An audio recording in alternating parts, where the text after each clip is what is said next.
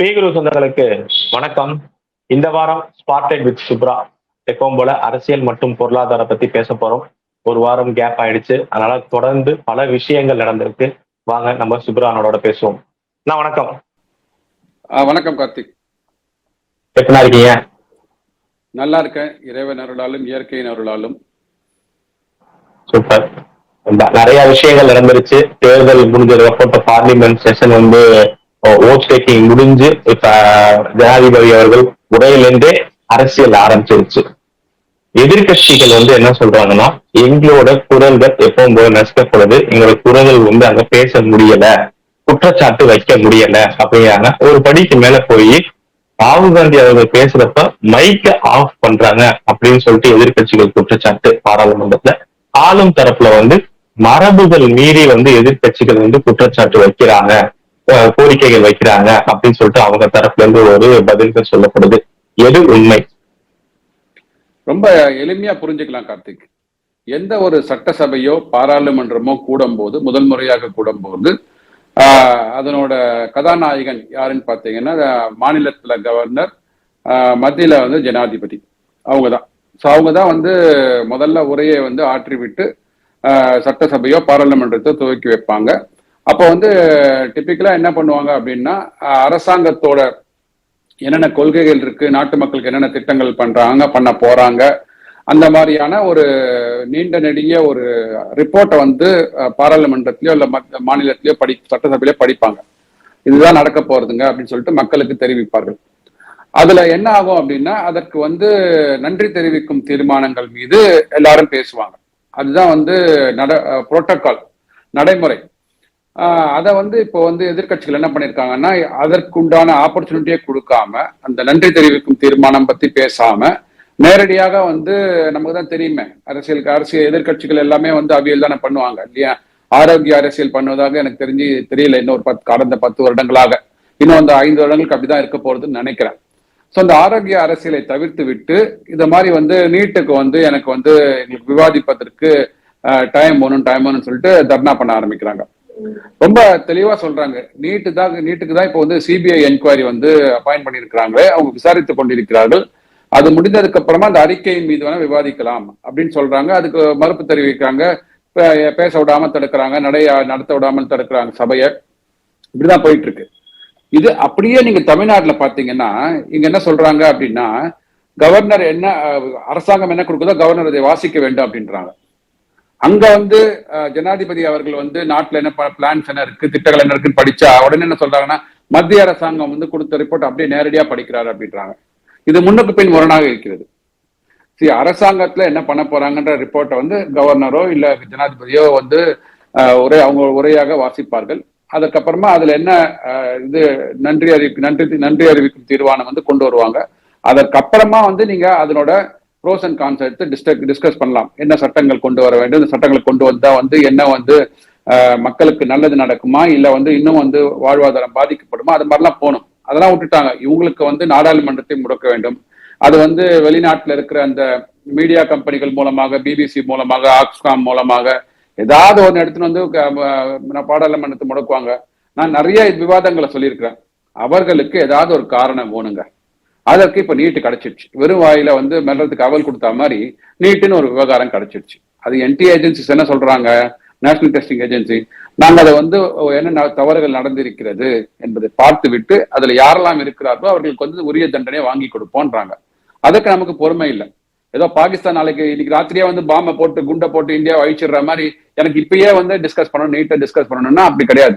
அப்படி நீங்க நீட்டை டிஸ்கஸ் பண்ணணும்னா நீங்க ஆளுங்கட்சியாக ஆயிருக்க வேண்டும். மக்கள் உங்களை எதிர்த்துட்டாங்க இல்லையா, ஆளுங்கட்சியில வேணான்னு சொல்லிட்டாங்க இல்லையா.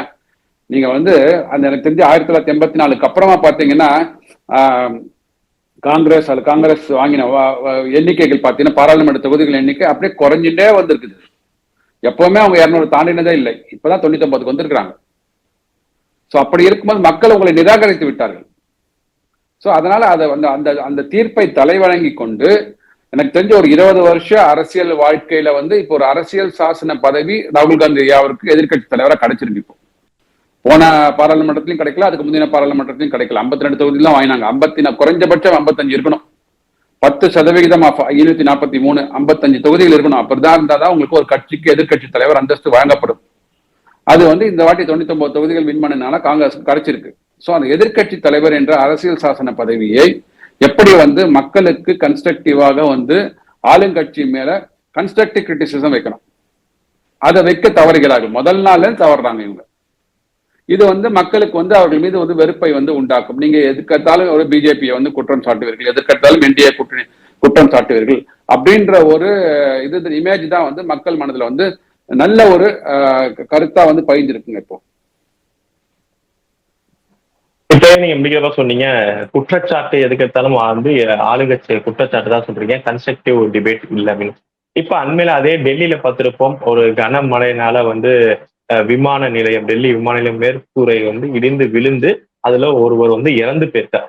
பட் அந்த இறந்து போனதை பத்தி பேசாம இது வந்து மோடி அவர்கள் ஆட்சியில கட்டப்பட்டது, இதுதான் வந்து மோடி அவர்கள் விஸ்கித் பாரத்தோட உதாரணம், இப்படிதான் இருக்கும் அப்படின்னு சொல்லிட்டு அந்த ஒரு ஒரு குற்றச்சாட்டு அவங்க மேல ஒரு பழி போடுறது எதிர்கட்சிகள் வந்து தொடர்றதை எப்படி பாக்குறீங்க? அதாவது உயிர் விபத்து ஏற்பட்டிருக்கிறது, ஒருத்தர் வந்து இறந்திருக்கிறார், மறுக்க முடியாத ஒரு சோகமான சம்பவம். அதுல வந்து அந்த எந்த அரசாங்கம் இருக்குதோ அவங்க வந்து அதுக்கு வந்து எடுத்துக்கொண்டு பொறுப்பை எடுத்துக்கொண்டு அதற்குண்டான விசாரணையை அமைத்து எதனால இந்த மேற்கூரை வந்து கீழே விழுந்தது, அதாவது மெயின்டெனன்ஸ் பண்றதுல வந்து தவறுகள் இருந்ததா. அதாவது மெயின்டெனன்ஸ் பாத்தீங்கன்னா 2 விதமான மெயின்டெனன்ஸ் இருக்கும். ஒன்னு ப்ரிவென்டிவ் மெயின்டெனன்ஸ், வருமுன் காப்போம் சொல்லுவோம் பாத்தீங்களா. ரொட்டீனா ஒரு 3 மாதத்திற்கு ஒரு தடவையோ 2 மாதத்துக்கு ஒரு தடவையோ அந்த எல்லா மேற்கூரைகள்லாம் கரெக்டா இருக்கா, போல்ட் நட்லாம் வந்து டைட்டா இருக்கான்னு பார்த்துட்டு இது பண்ணுவாங்க. அது preventive maintenance. Break down maintenance இது மாதிரி எப்பயாவது முன்னாடி விழுந்த சம்பவம் இருந்து ஒரு கூரை விழுந்தா கூட பரவாயில்ல, எல்லா கூரைகளும் சரியா இருக்கான்றதை பார்க்கணும். அது மாதிரி பிரேக் டவுன் மெயின்டெனன்ஸ் பார்ப்பாங்க. அந்த மாதிரியான ஒரு லாக் ரிப்போர்ட் ஒரு கடந்த ஒரு 5 வருடங்களாகோ 10 வருடங்களாகோ அந்த இடத்துல வந்து என்னென்ன சம்பவங்கள் நடந்தது, அதற்கு அந்த அதிகாரிகள் என்னென்ன வந்து ஏற்பாடுகளை செய்தார்கள், முன்னேற்பாடுகளை செய்தார்கள் வந்து ஒரு கமிஷன் போட்டிருக்கிறாங்க. அவங்க ஒரு குழு அமைத்திருக்கிறார்கள். அந்த குழு வந்து அதுக்கு ஆராய்ந்து எதனால் வந்து அந்த மேற்கூரை கீழே வந்ததுன்னு தெரியும். அது வந்து கண்டிப்பாக இந்த அரசாங்கம் பொறுப்பேற்றுக் கொள்ளும்.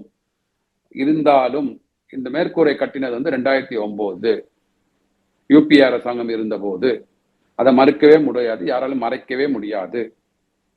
அதனால வந்து இது வந்து எனக்கு தெரிஞ்சு என்டிஏ அரசாங்கம் நீங்க கட்டிட்டீங்க அதனால நாங்க பொறுப்பு இல்லைன்னு எடுத்துக்க மாட்டாங்க. அப்படிலாம் தட்டி கழித்து போகின்ற அரசாங்கம் கிடையாது. உண்மையிலேயே வந்து இந்த மாதிரி சம்பவம் நடந்திருக்கிறது என்றால் அதற்கு உரிய அதிகாரிகள் யார் வந்து அந்த மெயின்டெனன்ஸ் பார்க்குறாங்களோ அவர்கள் செய்ய தவறிய காரியங்கள் என்ன, அதற்குண்டான தக்க நடவடிக்கைகள் எடுக்கப்படும். இனிமே வராமல் இருப்பதற்கு என்னென்ன முன்னேற்பாடான நடவடிக்கைகள் எடுக்கப்படும்ன்றதை பார்ப்பாங்க. அதுதான் இதுலயும் திருப்பி அரசியலை கொண்டு போக கூடாது, அவ்வளவுதான். எவ்வளவோ சம்பவங்கள் இருக்குங்க நாட்டுல. இப்போ நம்ம தமிழ்நாட்டுல எடுத்தீங்க பாத்தீங்கன்னா ஒரு பஸ்ல படிக்கட்டுலாம் இல்லாம கீழே விழுந்து மக்கள் இறந்தெல்லாம் போயிருக்கிறாங்க. அப்ப என்ன சொல்லுவாங்க, இவங்க அதிமுக அரசாங்கத்துல வாங்கின பஸ்ஸுங்க இது, அதனால நாங்க வந்து இது பொறுப்பேற்க மாட்டோம். இன்னைக்கு நீங்க ஆட்சியில் இருக்கும் போது இங்க இருக்கிற இன்ஃப்ராஸ்ட்ரக்சருக்கு, இங்க இருக்கிற கட்டமைப்புகளுக்கு இங்க இருக்கிற அரசாங்கம் தான் பொறுப்பேற்க வேண்டும். அதான் அங்க இருக்கிற அரசாங்கம் தான் பொறுப்பேற்கும், அதுல மாற்று கருத்தே கிடையாது. அதை நம்ம முன்னேற்பாடா என்ன பண்றோம், அவங்களோட எப்படி டிஃபரெண்டா பண்றாங்க, நான் பண்ணியிருக்கிறோம், அதையும் தாண்டி நடந்திருக்கிறது, ஆனா இனிமே வராம இருக்குது என்ன பண்ணணும் அப்படின்ற மாதிரி தான். அதுதான் சொல்றேன், கன்ஸ்ட்ரக்டிவ் கிரிட்டிசிசம், ஆரோக்கியமான எதிர்கட்சி அரசியலை கொண்டு போய் சென்றால் மக்களுக்கு வந்து நல்லது நடக்கும்.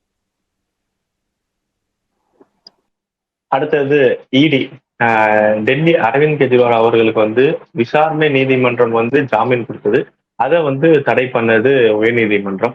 திடீர்னு அடுத்த ஒரு தீர்ப்பு என்னன்னு பாத்தீங்கன்னா இடிக்கு 3 நாட்கள் கஸ்டடி எடுக்கிறதுக்கும் அதிகாரம் கொடுத்திருக்கு.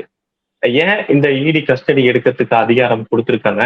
ஏன்னா இதுவரையும் அவர்களோட துணை முதல்வர் மணீஷ் சிசோடியா அவர்கள் கடந்து 1 வருடம் மேல அவர் அங்க இருக்கார். சோ அரவிந்த் கெஜ்ரிவால் அவர்களுக்கும் சிக்கல் ஏற்படுமா? சரி, அதாவது நீங்க அரசியல் கட்சிகளை சார்ந்து இல்லாம தனியா பாத்தீங்க வச்சுக்கோங்களேன். மணீஷ் சிசோடியாவாக இருக்கட்டும், அப்புறமா வந்து தெலுங்கானா மாநிலத்தை சார்ந்த கவிதா அவர்களா இருக்கட்டும், பிஆர்எஸ் இல்லையா டிஆர்எஸ் கட்சியை சார்ந்த கவிதா அவர்களாகட்டும், இவங்க 2 கட்சிகளுக்கும் 2 மாநிலங்களுக்கும் இடையே பார்த்தீங்கன்னா பண பரிவர்த்தனை நடந்திருக்கிறது. 100 கோடி ரூபாய்க்கு மேல வந்து நடந்திருக்கு. அது தேர்தல் எல்லாம் வந்து பயன்படுத்தப்பட்டிருக்கிறதுன்றது வந்து டாக்குமெண்ட்ரி எவிடன்ஸ் இருந்ததுனாலதான் இப்போ ஆம் ஆத்மி பார்ட்டியில மட்டுமே அவங்க மேல மட்டுமே இவர்களுக்கு காழ்ப்புணர்ச்சி இருந்தது அப்படின்னா ஏன் டிஆர்எஸ் மாநிலத்துக்கு வரணும்? தெலுங்கானாக்கு வந்து டிஆர்எஸ்ல உள்ள இல்ல பிஆர்எஸ்ல உள்ள அந்த கவிதா மேடம் வந்து இவங்க அரெஸ்ட் பண்ணணும். அப்போ ஏதோ ஒரு கம்பெனி, தெலுங்கானாவில் உள்ள கம்பெனியும் இல்ல டெல்லியில உள்ள கம்பெனியும் அவர்கள் வந்து அந்த மதுபான ஊழல்ல வந்து ஈடுபட்டதுனால டாக்குமெண்ட் எவிடன்ஸ் இருக்கிறதுனால தான் வந்து அடுத்த மாநிலங்களுக்கு சென்று வந்து அரெஸ்ட் பண்றாங்க. அவங்க வெளியே வர முடியலையே இப்போ. அதாவது இப்போ அரவிந்த் கெஜ்ரிவால் கூட 9 முறை சம்மன் அனுப்பப்பட்டது அவருக்கு. அவர் கடைசியா அரெஸ்ட் ஆகிறதுக்கு முன்னாடி, எலெக்ஷன் முன்னாடி அரெஸ்ட் ஆனார் பாத்தீங்களா? அதுவே எனக்கு தெரிஞ்ச வரைக்கும் ஒரு அனுதாப அலையை வந்து தேடுவதற்காக 9வது தடவை நான் போய் சம்மனுக்கு போறேன், நானு பாத்தீங்களா நான் அரெஸ்ட் பண்ணிட்டாங்க, இதற்காக தான் நான் போல அப்படின்றாரு. சார் அப்படி இல்லை. நீங்க முன்கூட்டியே வந்திருந்தீங்கன்னா, நீங்க ஆவணங்களை சமர்ப்பித்தீர்கள் என்றால் அவங்களுக்கு ஒரு நம்பிக்கை வரும். நீங்க வந்து ஆவணங்களை அழிக்க மாட்டீர்கள். நீங்க இன்ஃபுளுன்ஷியல் பர்சன் சார். நீங்க இன்ஃபுளுன்ஷியல் பர்சன் நீங்க நினைக்கலன்னா கூட அந்த பொசிஷன்ல உட்கார்ந்து இருக்கிறீங்க இல்லையா, அந்த position is influential position. Okay, Arvind Kejriwal என்ற தனிநபர் கிடையாது. அந்த அரசாங்கத்தை நிர்வகிக்கின்ற ஒரு முதல் அமைச்சராக நீங்க இருக்கிறீர்கள். அப்படி இருக்கும்போது என்ன ஆகும்? உங்களுக்கு அந்த பொசிஷனை இன்ஃபுளுன்ஸ் பண்ணி அந்த டாக்குமெண்ட்ரி எவிடன்ஸை அழிப்பதற்கான வாய்ப்புகள் நிறைய இருக்கு. விட்னஸை அழிப்பதற்கு வாய்ப்புகள் நிறைய இருக்கு. அதனாலதான் நான் சொல்றாங்கன்னா, முன்கூட்டியே வந்து ஆவணங்களை சமர்ப்பிச்சிருங்க. முதல் சம்மன் வரும்போது 2வது சம்மன் கொடுத்துட்டீங்க அப்படின்னா அவங்க அதை வந்து ஆராய்ந்து இதுல வந்து உண்மைத்தன்மை இருக்கா இல்லையா, இல்லை ஏன் அவங்க கஸ்டடியில் எடுக்க போறாங்க உங்களை? நீங்க வந்து உரிய ஆவணங்கள் கொடுத்துட்டீங்க அப்படின்னா, அந்த இன்வெஸ்டிகேஷனுக்கு ஒத்துழைக்கிறேன்னு சொல்லிட்டீங்க அப்படின்னா எதுக்கு உங்களை கஸ்டடி எடுக்க போறாங்க? சார், பெயில் என்பது rule. Every right, okay, every citizen has got a right to get bail. Okay, அது மறுப்பதற்கு இல்லையா? அவங்களோட அடிப்படை உரிமை. Jail is an exception. இதுதான் ஜுடிஷியல்ல சொல்லுவாங்க. Bail is an right, jail is an exception. அப்போ உங்களை ஜெயில போடுறாங்க, கஸ்டடியில எடுக்கிறாங்க அப்படின்னாலே நீங்க வந்து அவர்களுக்கு ஒத்துழைக்கவில்லை. மனிஷ் சிசோடியா ஒரு 1.5 வருஷமா இருக்கிறாரு.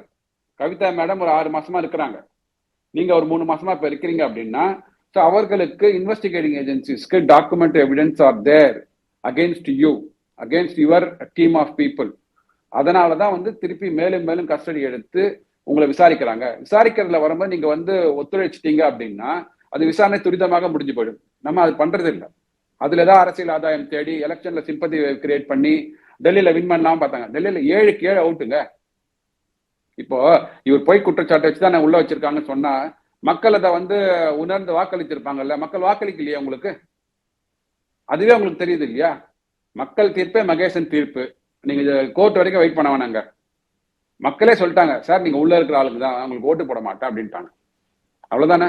இதுல புரிந்து கொள்ள வேண்டும். இதுல இருந்து பாடம் கற்றுக்கொள்ள வேண்டும். இனிமேவாவது அவர் விசாரணைக்கு ஒத்துழைத்து விசாரணையை துரிதமாக முடிவடைய சப்போர்ட் பண்ணி அவர் உள்ள இருக்காரா இல்ல வெளியில வர போறாதான்றது வந்து கோர்ட்டு தாங்க முடிவு பண்ணும். அடுத்தது பொருளாதாரம், உங்க துறை சார்ந்தது. ஜேபி மார்கன் அவங்க வந்து அந்த இண்டெக்ஸை வந்து பாரதத்தை வந்து இணைச்சிருக்காங்க.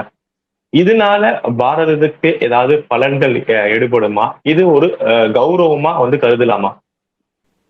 கண்டிப்பா. அதாவது ஜேபி மார்கன் என்பது பன்னாட்டு நிறுவன முதலீட்டு ஒரு குழுமங்க. அவங்க அதாவது அவர்கள் வந்து என்ன பண்ணுவாங்கன்னா, ஆல் ஓவர் த வேர்ல்டு யார்கிட்டெல்லாம் வந்து பொருளாதாரம் இருக்கிறதோ அவர்களெல்லாம் வந்து ஜேபி மார்கன் வந்து அவங்க மொபிலைஸ் பண்ணி ஒரு ஃபண்டா கிரியேட் பண்ணி அந்தந்த நாடுகளில் வந்து இன்வெஸ்ட் பண்ணுவாங்க, இல்லை ஒரு கம்பெனியில் இன்வெஸ்ட் பண்ணுவாங்க. அந்த மாதிரியான ஒரு பெரிய பன்னாட்டு நிறுவனம். ஏன்னா நமக்கு தான் எப்பவுமே வந்து பன்னாட்டு நிறுவனம் ரிப்போர்ட் கொடுத்துட்டா அதுதான் வந்து பகவத்கீதை மாதிரி நான் நினைச்சுப்போம் இல்லைங்களா?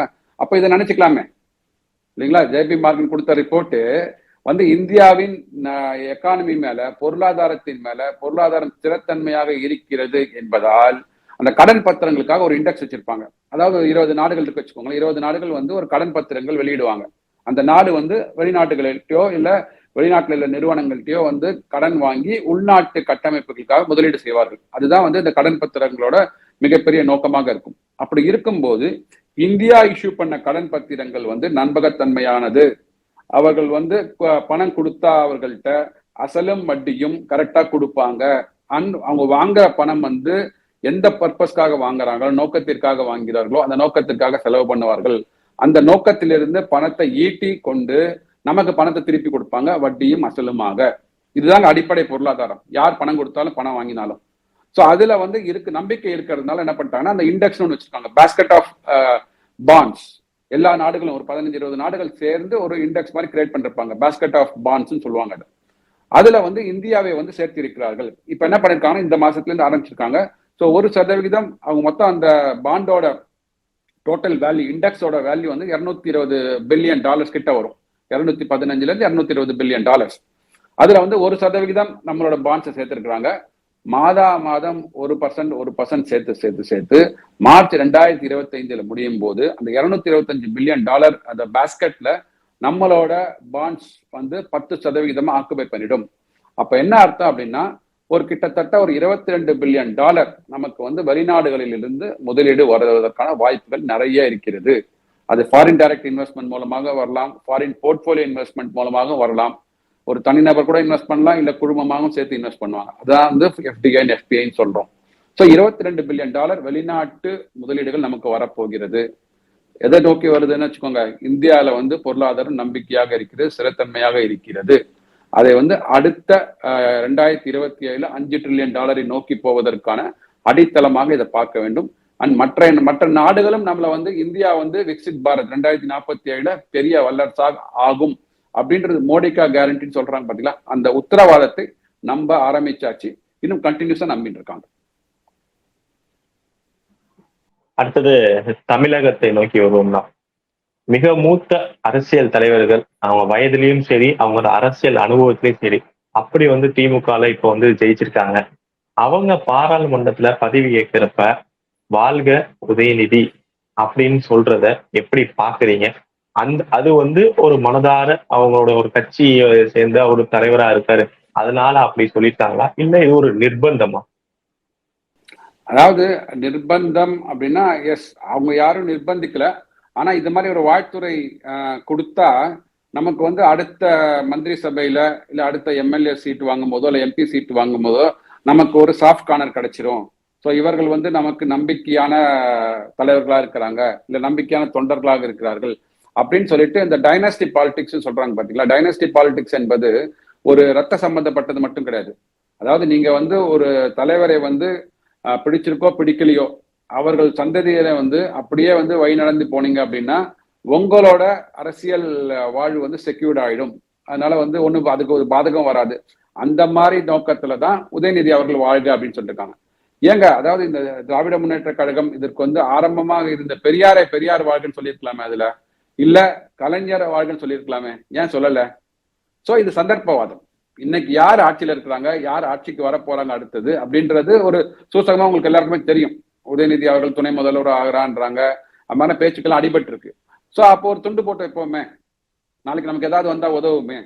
அத மாதிரி வந்து எவ்வளவு தலைவர்கள் இருக்கிறாங்களே, நீங்க எவ்வளவு நம்ம சுதந்திரத்துக்கு பாடுபட்ட தலைவர்கள் பேர்லாம் சொல்லலாம். வீரபாண்டிய கட்டபொம்மன் வாழ்கன்னு சொல்லலாம், வீர வாஞ்சிநாதன் வாழ்கன்னு சொல்லலாம், ஏன் சொல்லல?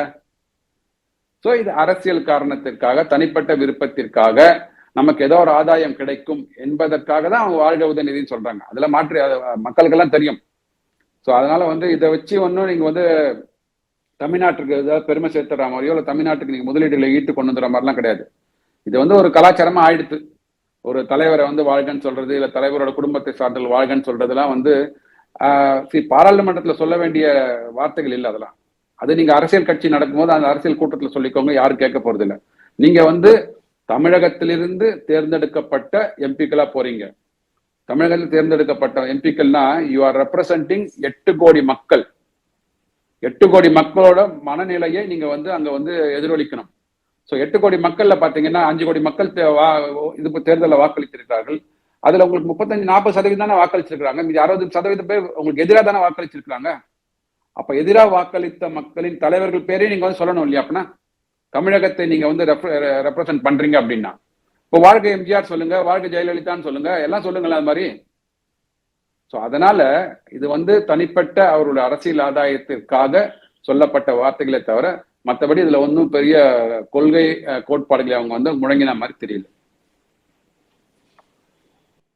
சுயமரியாதைக்கு எப்படி இவங்க இப்ப வந்து இந்த வாழ்க உதயநிதி அப்படிங்கிறது வந்து முரணா இருக்கோ, அதே மாதிரி மீண்டும் இந்த செங்கோல் பிரச்சனை வந்து இப்ப பாராளுமன்றத்துல எஸ்பி கட்சியை சேர்ந்த ஒரு எம்பி அவர்கள் வந்து எடுக்கணும் அப்படின்னு சொன்னோடனே அதுக்கு திமுகவும் வந்து சப்போர்ட்டா சொல்றாங்க. செங்கோல்ங்கிறது அரசாட்சி, அதனால அதை நம்ம எடுக்கிறதுக்கு நாங்களும் ஆதரவு தரோம்னு சொல்லிட்டு திமுகவும் அந்த மாதிரி பேசுறது ஒரு முரணா இருக்கு. ஏன்னா இவங்கதான் வந்து தமிழ் கலாச்சாரம் நம்ம சங்க இலக்கியத்துல என்ன சொல்லியிருக்கோமோ அதுபடி வாழணும் அப்படின்னு சொல்றவங்க, தமிழ் கலாச்சாரத்தையும் சங்க இலக்கியத்திலையும் செங்கோலை தான் ஒரு அரசன் ஆட்சி ஆகுங்கிறாங்க. பட் அதை நீக்கணும் அப்படிங்கிறது மீண்டும் ஒரு முரண்பாட்ட கருத்தை வைக்கிறாங்களே. நான் இதை எப்படி பாக்குறேன்னா, செங்கோல் என்பது ஒரு சிம்பாலிக். அதாவது முன்னாடி வந்து அரசவையில நீதி தவறாமல் ஆட்சி செலுத்த வேண்டும் என்பதற்காக செங்கோல் என்பது ஒரு சிம்பலாக, ஒரு சின்னமாக அங்க வைக்கப்பட்டது. ஸோ நீங்க என்ன சொல்றீங்க, அது டைனாஸ்டி பாலிடிக்ஸ், வாரிசு அரசியலை வந்து முன்னெடுத்து செல்ற மாதிரி இருக்கு, அதனால செங்கோல் அங்க இருக்கக்கூடாது, அங்க எடுத்துடணும் அப்படின்றீங்க இல்லையா? அப்போ அந்த அரசர்கள் ஆண்ட அரண்மனைகள் எவ்வளவு இருக்குது நம்ம நாட்டுல? அப்ப என்ன பண்ண, அதெல்லாம் என்ன பண்ண போறோம்? இதனால நீங்க வந்து பாராளுமன்றத்துல வைக்கிறீங்க, இது மக்கள் பாராளுமன்றத்துல நானும் நீங்களும் போக முடியாது, சாதாரணமா போக முடியாது இல்லைங்களா? சோ அங்க மக்கள் பார்வையில் இல்லாத ஒரு செங்கோல் எப்படி ஒரு வாரிசு அரசியலை வந்து உங்களுக்கு வந்து மக்களுக்கு செய்தியாக சொல்லும்? அரண்மனை வந்து இங்க இருக்க எல்லா மாநிலங்களிலும் எல்லா மாவட்டங்களிலும் அரசர்கள் ஆண்ட அரண்மனைகள்லாம் இருக்கு இல்லையா? அப்ப அந்த அரண்மனைகள்லாம் நம்ம அந்த வழியா பாஸ் பண்ணும்போது, இல்ல அந்த அரண்மனை விசிட் பண்ணும்போது அது வாரிசு அரசியலை நமக்கு வந்து உள்நோக்கி சொல்லாதா? அப்ப அந்த அரண்மனைகள்லாம் அழிச்சிடலாமா? குண்டு வச்சு தகர்த்திடலாமா? என்ன சொல்ல வராங்க அப்படின்னா, நீதி தவறாம நீதி தழுவாம நல்லபடியா அரசாட்சி செலுத்த வேண்டும் அப்படின்றதுக்காக முன்னாடி இந்த மாதிரி அரசர்கள் கொண்டு வந்து அந்த செங்கோலை வந்து அங்க வந்து நிறுவுறாங்க. அதை பார்க்கும்போது எஸ், இதுல வந்து இதன் மூலமாக நம்ம நாட்டு மக்களுக்கு இயற்றுகிற சட்டங்கள் இருக்கு பாத்தீங்களா, அதுல நீதி கிடைக்க வேண்டும், நியாயம் கிடைக்க வேண்டும் பார்க்கணும். அந்த மாதிரி சிம்பிளா பார்க்கணுமே தவிர வேற எதுவும் இல்லை. இப்ப என்ன சொல்றாரு இவரு? இதுக்கு முன்னாடி என்ன சொன்னாங்க? இந்த செங்கோலை வைக்கும்போது என்ன சொன்னாங்க அவங்க? செங்கோலை வைக்கும் போது மோடி அவர்கள் வந்து அதை வந்து ஆதீன மடாதிபதிகள்ட்ட இருந்து வாங்கி அங்க வந்து அதை நிறுவினார். அப்போ வந்து என்ன சொன்னாங்க, திரௌபதி முர்மு மேடம், ஜனாதிபதி அவர்கள் பின்தங்கிய வகுப்புல இருக்கிறவங்கள வந்து அவங்கள வந்து லீட் பண்ணி அவங்க செங்கோல் அவங்க வந்து இது பண்ணல, அங்க நிறுவவில்லை அப்படின்னீங்க ஒரு 6 மாதத்துக்கு முன்னாடி. இப்ப என்ன சொல்றாங்க? வாரிசு அரசியல்றாங்க. சார் அப்பயும் அது வாரிசு அரசியல் தானே நீங்க பார்த்திருக்கணும். அப்ப மட்டும் திரௌபதி முர்மு வந்து அங்க ஃபர்ஸ்ட் அவங்க லீட் பண்ணி அவங்க வந்து செங்கோல் வாங்கியிருந்தாங்கன்னா இன்னைக்கு அந்த வாரிசு அரசியல் மாறி இருக்குமா? நமக்கு ஏதாவது ஒரு காரணம் வேணும். அது மோடி அவர்கள் ஏதாவது ஒண்ணு பண்றாரு அப்படின்னா அதுக்கு டக்குன்னு வந்து யானைக்கு ஆடுறா குதிரைக்கு குர்றான்ற மாதிரி நீங்க எது பண்ணாலும் தப்பு, அவ்வளவுதான். ஸோ மக்கள் பார்த்துப்பாங்க இதை. அந்த செங்கோல் என்பது ஒரு சிம்பாலிக் ரெப்ரசன்டேஷன் ஆஃப் ஜஸ்டிஸ். மக்களுக்கு கிடைக்க வேண்டிய நீதி அங்கு இயற்றப்படுகின்ற சட்டங்கள் மூலமாக கிடைக்கிறது. இதுதாங்க அங்க காரணம், அவ்வளவுதான். அதை தாண்டி அதுல வேற எதுவுமே கிடையாது.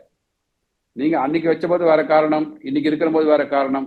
அதெல்லாம் வந்து எதிர்கட்சிகள் வந்து அது அவங்கள்ட்ட வேற ஒன்றும் இல்லை, பேசுறதுக்கு ஒன்றும் கிடையாது. ஒரு வளர்ச்சி அரசியலை நோக்கி பேசுறதுக்கு உங்கள்கிட்ட ஒன்றும் வாய்ப்பே கிடையாது. இன்னொரு 5 வருடங்களுக்கும் அப்படிதான் பண்ணுவாங்க. அடுத்தது டிஎம்கே ஃபைல்ஸ் ரிலீஸ் பண்றப்ப, தமிழக பாஜக அண்ணாமலை ரிலீஸ் பண்றப்ப அவர் மேலதான் டிஃபமேஷன் கேஸ், இந்த வக்கீல் நோட்டீஸ் தான் போடப்பட்டதை பார்த்தோம். பட் இப்ப வந்து அதுக்கு ஆப்போசிட்டா வந்து அண்ணாமலை அவர்கள் வந்து திமுகவை சேர்ந்த மூத்த அரசியல்வாதி திரு RS பாரதி அவர்கள் மேல வந்து மான நஷ்ட ஈடு அவரு வக்கீல் நோட்டீஸ் விட்டுருக்காரு. இந்த கள்ளக்குறிச்சி விபத்துக்கு பின்னாடி அண்ணாமலை அவர்கள் இருக்கிறதா அவங்க சொன்னதாக. இதை எப்படி பாக்குறீங்க? பிஜேபி இன்னொன்னு இந்த வக்கீல் நோட்டீஸை தாண்டி சிபிஐ விசாரணையும் கேட்கிறாங்க. மத்திய நிதியமைச்சர்ல இருந்து JP நட்டா அவர்கள் வந்து எதிர்கட்சி தலைவர் திரு கார்கே அவர்களுக்கு கூட லெட்டரை எழுதியிருக்காரு. சோ இந்த கள்ளக்குறிச்சி விஷயம் எந்த அளவுக்கு திமுகவுக்கு ஒரு பின்னடைவே தரும்?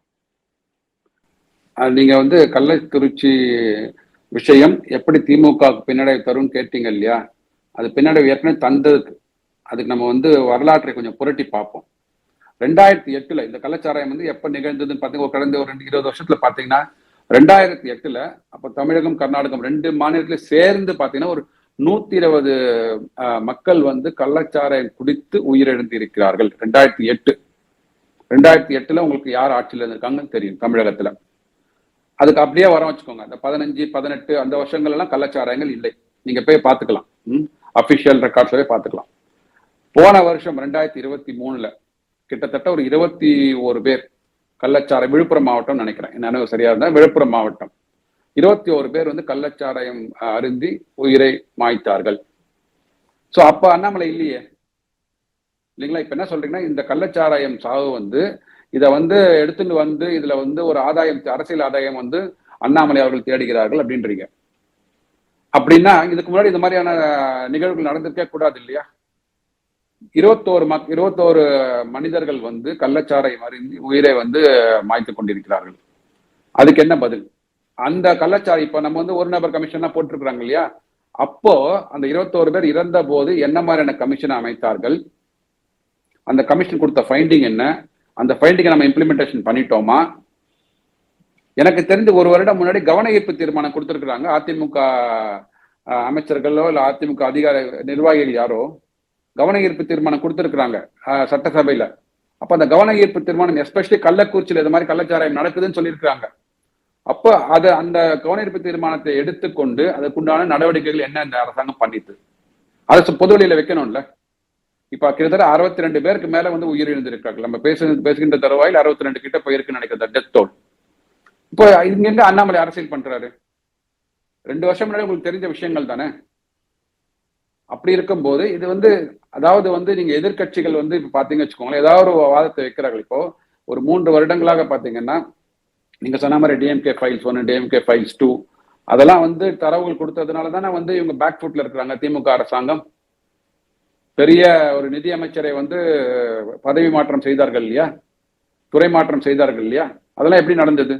30,000 கோடி வந்து ஆடியோ லீக் பண்ணாங்களே, அதுல உண்மை தன்மை இல்லை வச்சுக்கோங்களேன். ஏன் அவரை வந்து நீங்க வந்து துறை மாற்றி இருக்க போகிறீர்கள்? ஒரு 1.5 வருஷத்துக்கு அப்புறம் அவர் துறை மாற்றினது வந்து இந்த துறையில வந்து நிறைய சரி செய்வதற்கு நிறைய இருக்குன்னு சொல்லிட்டு தானே வந்து ஐடி துறையில நாங்க மாத்தினோம்னு சொல்லிட்டு குளோபல் இன்வெஸ்டர்ஸ் மீட்ல மு.க. ஸ்டாலின் ஐயா அவர்கள் சொன்னாரு.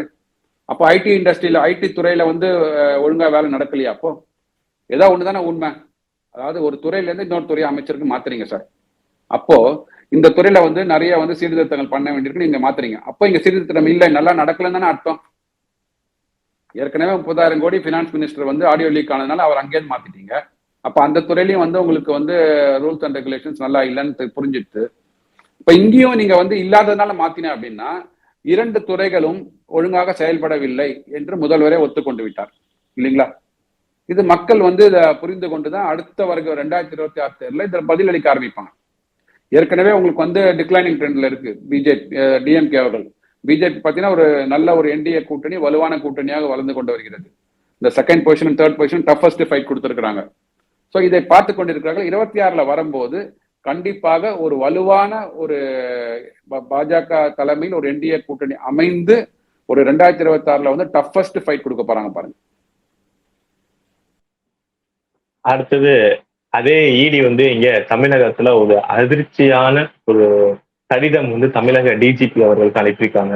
அதாவது இந்த மணல் கொள்ளையில வந்து கிட்டத்தட்ட 4,000 கோடி வந்து இழப்பு கவர்மெண்ட்டுக்கு ஏற்பட்டிருக்கு அப்படின்னு சொல்லிட்டு தமிழக டிஜிபிக்கு லெட்டர் எழுதிருக்காங்க. ஆல்ரெடி நமக்கு தெரியும், ஒரு இடி வந்தனால அமைச்சரா இருந்த திரு செந்தில் பாலாஜி அவர்களுக்கு இன்னும் ஜாமீன் வழங்கப்பட்ட 41வது தடவையா நிராகரிக்கப்பட்டு சிறையில் இருக்கார். மீண்டும் இடி வந்து இப்ப வந்து இந்த மணல் கொள்ளையில தலையிட்டு இருக்கு அப்படிங்கிறப்ப இது எந்த அளவுக்கு திமுக அரசாங்கத்துக்கு ஒரு தலைவலியா அமையும்? ஓகே, இந்த கொஸ்டின் பதில் சொல்றதுக்கு முன்னாடி போன கேள்விக்கு ஒரு அடிஷனல் பாயிண்ட் சொல்லிடுறேன். இன்னைக்கு வந்து சட்டமன்றத்தில் ஒரு சட்டம் பாஸ் பண்ணிருக்காங்க. கள்ளச்சாராயம் தடுப்புக்கு ஒரு சட்டத்தை கொண்டு வந்திருக்கிறார்கள். அதுல என்ன சொல்றாங்கன்னா, கள்ளச்சாராயத்தை யாராவது காய்ச்சி கையும் களமா பிடிபட்டு விட்டார்கள் என்றால் 10 லட்சம் ரூபாய் அவர்களுக்கு தண்டனை பிளஸ் ஆயுள் காலம் வரைக்கும் சிறை தண்டனை இருக்குன்ற மாதிரி சொல்லியிருக்கிறாங்க. நான் சொல்றேன் சார், நீங்க ஏற்கனவே இறந்தவர்களுக்கு 10 லட்சம் ரூபாய் கொடுக்குறீங்க இல்லையா, அந்த 10 லட்சத்தை தான் இந்த 10 லட்சம் இங்க இருந்து வாங்கி கொடுக்க போறேன்னு சொல்றீங்களா நீங்க? அப்போ அதாவது தண்டனை கடுமையாக்கணும்ல. அவன் அடுத்த முறை காய்ச்சறதுன்றதை யோசிக்கவே கூடாது, அந்த அளவுக்கு கடுமையாக இருக்கணும். ஏன் கோடி ரூபாய் போடுங்களேன், கோடி ரூபாய் போட்டுட்டு இவனுக்கு 10 லட்ச ரூபாய் சப்போஸ் அது மாதிரி எதுவும் அசம்பாவிதம் நடக்கக்கூடாது, நடந்தது என்றால் 10 லட்ச ரூபாய் கொடுத்துட்டு மீதி இருக்கிற பணத்தை வந்து நீங்க வந்து மகளிர் உரிமை கொடுக்கறதுக்கு கடன் வாங்கிட்டு இருக்கீங்களா வெளியில, அந்த கடனையாவது அடைக்கலாமே. சோ அதாவது தண்டனைன்றது என்ன எப்படி எதை கொண்டு போகணும் அப்படின்னு சொன்னீங்கன்னா, அவன் வந்து யோசிக்கணும், அடடா இது மாதிரி நம்ம பண்ணவே தப்பே பண்ணக்கூடாது அப்படின்னு யோசிக்கிற அளவுக்கு தண்டனைகள் கடுமையாக்கப்பட வேண்டும்.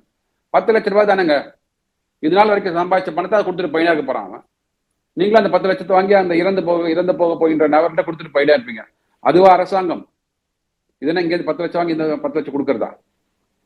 சோ தண்டனைகள் என்பது கடுமையாக்கப்பட வேண்டும். அவன் யோசிக்கணும், வாழ்நாளிலே இந்த மாதிரி தப்பு பண்ணக்கூடாதுன்ற அளவுக்கு யோசிக்கிற மாதிரி தண்டனைகள் வந்து கடுமையாக்கப்பட வேண்டும். Okay, coming back to your question, இந்த இடி ஆன் சாண்ட் மாஃபியா கிட்டத்தட்ட ஒரு 4,700 கோடி ரூபாய்கள் வந்து அரசாங்கத்திற்கு வந்து ரெவென்யூ லீக்கேஜ் ஆகியிருக்கு, வருமானம் வந்து எங்கேயோ வந்து மடைமாற்றம் செய்யப்பட்டிருக்கிறது அப்படின்னு சொல்றாங்க. அது இடி அவர்கள் தரவுகள் கொடுத்திருக்கிறாங்க. எனக்கு தெரிஞ்சு ஒரு ஐஐஎம் ஐஐடியோ அந்த நிறுவனத்தை சார்ந்த அவங்க வந்து அப்பாயிண்ட் பண்ணி அவங்க வந்து கண்டுபிடிச்சிருக்காங்க. அதாவது இந்த ஜேபிசி வச்சு தான் வந்து இந்த மணல் கொள்ளை மணல்லாம் எடுக்கிறாங்க, எக்ஸ்ட்ராவேஷன் பண்றாங்க பாத்தீங்களா. அதுல வந்து அந்த ஜிபிஎஸ் மூலமாக கிட்டத்தட்ட வந்து ஒரு 200 ஜேபி மணல் அள்ளும் இயந்திரங்கள் வந்து உபயோகப்படுத்தப்பட்டிருக்கிறதாக தகவல்கள் இருக்கிறது. 200 இயந்திரங்கள் ஜேசிபி. ஆனா வந்து அந்த ஜேசிபியை சப்ளை பண்ண நிறுவனங்கள்ல பாத்தீங்கன்னா அவங்க என்ன சொல்றாங்க, அவங்க எவ்வளவு வித்திருக்கீங்கன்ற மாதிரி கேட்டதுக்கு போது 28 இயந்திரங்கள் தான் வித்திருக்கோன்ற மாதிரி சொல்லியிருக்காங்க. ஸோ அப்ப மீதி இருக்கிற ஒரு 180 இயந்திரங்கள் 170 இயந்திரங்கள் எங்கேருந்து கொண்டு வரப்பட்டன, வெளி மாநிலங்களிலிருந்து கொண்டு வரப்பட்டனவா, இல்ல தனிநபர்கள் யாராவது வந்து கொடுத்திருக்கிறாங்களா என்னன்னு தெரியல. 200 இயந்திரங்களை வைத்துக்கொண்டு மணல் வந்து ஆற்றிலிருந்து கொள்ளையடிக்கப்பட்டிருக்கிறது. ஏன் கொள்ளையடிக்கப்பட்டிருக்குன்னு சொல்றேன் அப்படின்னா, அதாவது ஒரு அளவு இருக்கு. இப்ப கூட வந்து துரைமுருகன் ஐயா அவர் நீர்வளத்துறை அமைச்சர் என்ன பண்ணிருக்காருன்னா, ஜூலை 3ஆம் தேதியிலிருந்து நீர்த்துறைகளிலோ நீர்வளங்களிலோ ஏரிகளிலோ ஆறுகளிலோ மணல் அள்ளுவதற்கு வந்து வண்டல் மண் அள்ளுவதற்கு வந்து ஒரு சர்க்குலர் கொடுத்துருக்காங்க, ஜீவோ கொடுத்துருக்காங்க. ஸோ மழை வரப்போகுது இல்லையா, தூர்வாருவதற்காக வந்து ஒரு ஜீவோ கொடுத்துருக்கிறாரு ஜூலை 3ஆம் தேதியிலேருந்து. அதுக்கு டெண்டர்கள் கொடுங்க அப்படின்னு சொல்றாங்க. ஸோ தூர்வாருவது என்பது மேலாக வந்து இந்த வண்டல் மண்லாம் சேர்ந்து இருக்கும், அடிச்சு மலையிலேருந்து அடிச்சுன்னு வருது பார்த்தீங்களா தண்ணி. அது தண்ணி வரும்போது அப்படியே வந்து மண்ணெல்லாம் சேர்ந்து வரும், அது வந்து பிளாக் ஆகிருக்கும். அதை வந்து நீங்க தூர்வாரிட்டீங்கன்னா உள்ள உள்ள தண்ணி இறங்கி நம்மளோட வாட்டர் டேபிள் வந்து இம்ப்ரூவ் பண்ணுவதற்காக இருக்கும். அதுக்குதான் அந்த வந்து தூர்வார சொல்றாங்க, அடைப்பு இருக்கக்கூடாதுன்றது. ஸோ அதற்கு ஜீவோ கொடுத்துருக்காரு. ஆனா இப்ப பாருங்க, 200 இயந்திரங்களை வைத்து மணல் வந்து கொள்ளையடித்து இருக்கிறார்கள் சொல்றதுதான். 28 இயந்திரங்கள் தான் நாங்க கொடுத்துருக்கோம் வித்திருக்கோன்றாங்க அந்த அந்த இயந்திரங்களை வித்த நிறுவனம். அதை தாண்டி மொத்தம் வந்து என்ன சொல்றாங்கன்னா ஒரு 5 ஹெக்டேர்களை மட்டும்தான் இந்த மணல் எடுப்பதற்கான உரிமை கொடுத்துருக்காங்க. 5 ஹெக்டேர் நிலத்துல மட்டும்தான் கொடுத்துருக்காங்க.